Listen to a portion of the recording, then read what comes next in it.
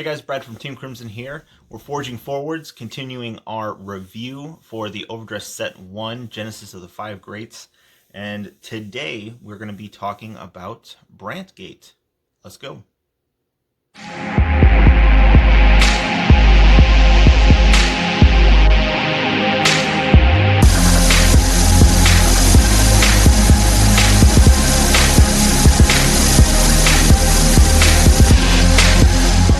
We're going to go ahead and talk about the Brandt Gate reveals. Now, what we've been doing for our set review, we've been reviewing every single nation, and I'm going to go over, I'm going to read some of these double R's that were revealed and the triple R's that were revealed, just kind of as a refresher, and then I'm going to go over kind of how, like a summary of a bit of how Orphist is and how Seraph Snow is. So let's go ahead and get into it. The first card that I'm going to talk about is triple R, or double R's, apologize. Grade 1, it is Hyperspeed Robo Cheval Stud. It's the one that looks like a Transformer. Its ability is Act Rearguard Circle once per turn, cost Counterblast 1, Soul Blast 1. Choose one of your opponent's rear guards and imprison it in your prison. Then, if 3 or more of your opponent's cards are imprisoned in your prison, you draw a card. So clearly, very, very important to the Seraph Snow build, to the Imprison build. It's a very, very important card, very good card. Help you to try to get rid of most of their field, which is definitely something you want to do in that deck. Moving forward, we're going to go into the other double R, which is also a grade 1, and it's Detonation Mutant Bobble Mine. I am probably horribly butchering that, but I apologize. Okay, so its skill is Auto Rearguard Circle. At the end of the battle, this unit boosted. If your order zone has a set order, cost, put this unit into your soul, and countercharge 1.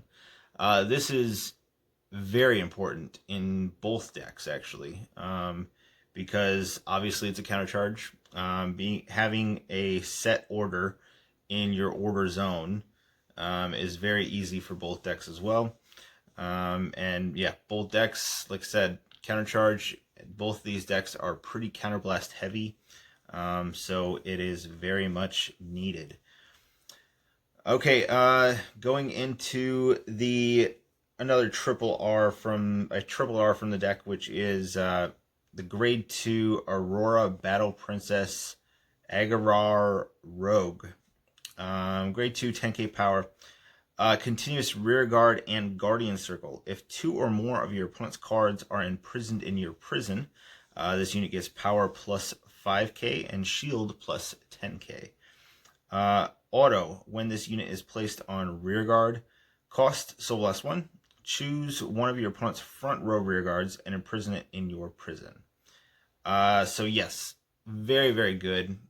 Clearly, the fact that it becomes 15k too, it's a 15k beater, is very, very important.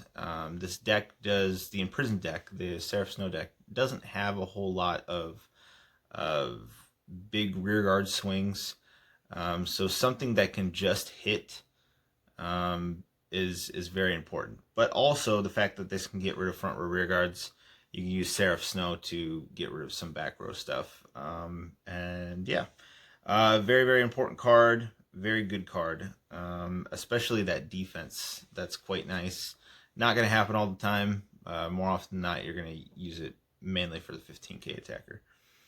Okay, and then the last triple R, which is the big bad himself, Cardinal Douche. Cardinal Deuce Orphist. So he's the Chaos Breaker clone, or he's wannabe Chaos Breaker. So he is grade 3. Persona Ride ability, 13k power.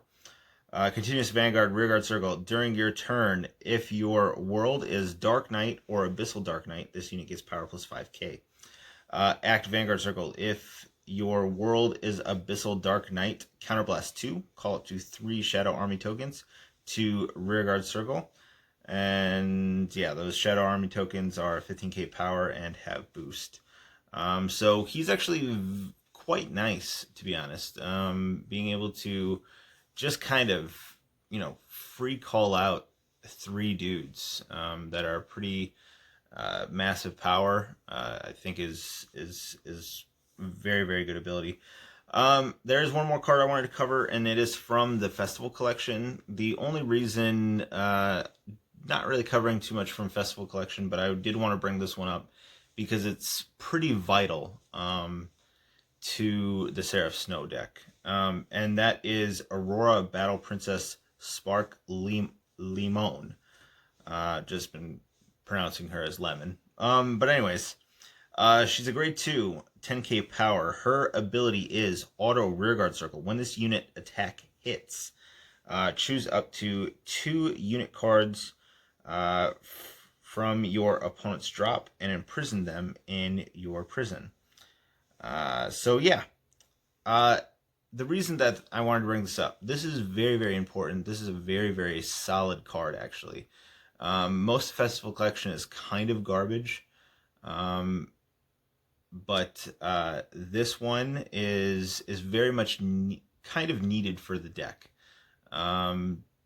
So I think maybe, I don't know, maybe it's one of those things where they kind of saw the mistake, so they were trying to correct it. But this is a pressure card in a deck that doesn't have a whole lot of pressure outside of the Vanguard swings with the triple drive, and yeah. But very, very good card. Very needed, I think, for the deck, especially since it can hit. Like I said, it's a pressure unit. If it hits, your opponent's almost always going to guard it. And if it hits, they're going to get imprison cards that are completely useless that you're not going to want to pay the cost for to bring back. So yeah, that's why it's super beneficial. And then of course, getting imprisoning stuff that's in drop is pretty awesome. Okay, but going into the decks, I think obviously Seraph Snow is the better deck. The imprison mechanic is very cool. It's very interesting. Not really, I think, a way that some of us thought Brandt Gate was going to go. But no, it's a very interesting deck. The spot removal, you can very easily just get rid of a couple of cards from your opponent's field. You can very easily nuke their, well, not easily, but you can nuke their board. In combination with Seraph Snow, you've got the couple of grade 2s and stuff from the deck as well. You've got some grade 1s that also help you imprison, help you draw. You're trying to, I think some people make the mistake of thinking that I know some people make the mistake of thinking that triple drive is a necessary thing. Granted, you do want that, but that plus 10k power is not something that should be overlooked as well. Constantly getting that 10k power off and being able to have pretty massive Vanguard swings is not something that should be overlooked. It does feel like it's missing some things.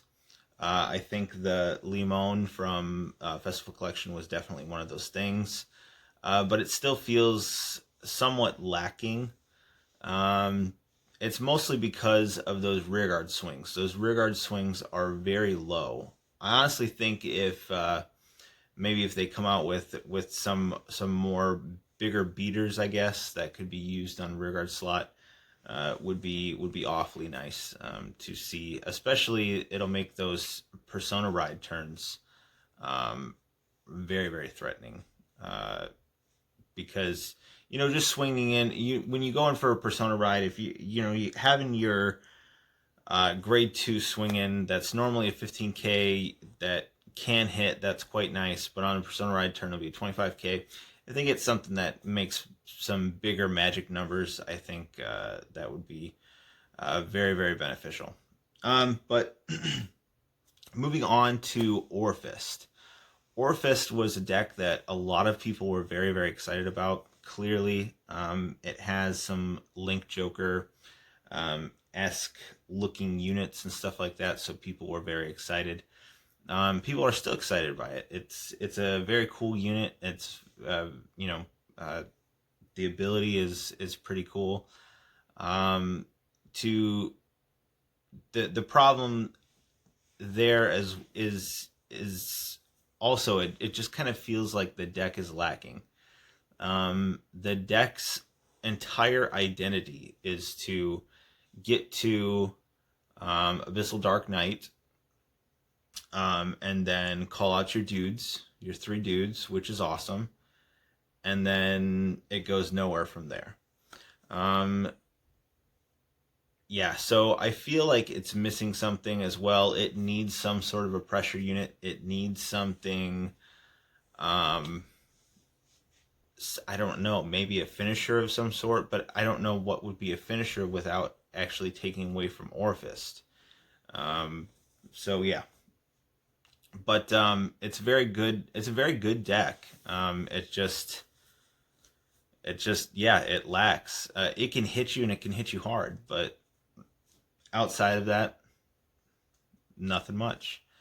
Which is unfortunate because yeah, it's such a cool design, and like I said, people were very interested in it just because of its Chaos Breaker, Link Joker-esque style. So yeah. But that's about it for Brandt Gate. Not really too much to cover here. Like I said, Seraph Snow is quite good. I believe it's actually doing not insanely well, but it's doing a lot better than a lot of people kind of thought was going to happen. Orfist is about where people thought it was going to be at. But yeah, make sure to stay tuned. We're going to be going over Stoichia. I'm going to probably have Deacon on for that one. Deacon's probably had the most experience in the group, playing Magnolia and playing Zorga. I'm very familiar with Magnolia, not with Zorga. So we're going to talk about that.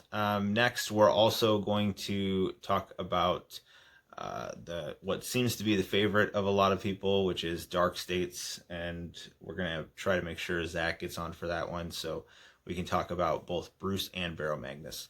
So stay tuned for those videos. We're going to be coming out with those within the next couple of days, and then we're also going to be doing a meta-analysis video probably towards this weekend, so please keep an eye out for that as well. And yeah, that's it from us for now. We will see you next time. Bye.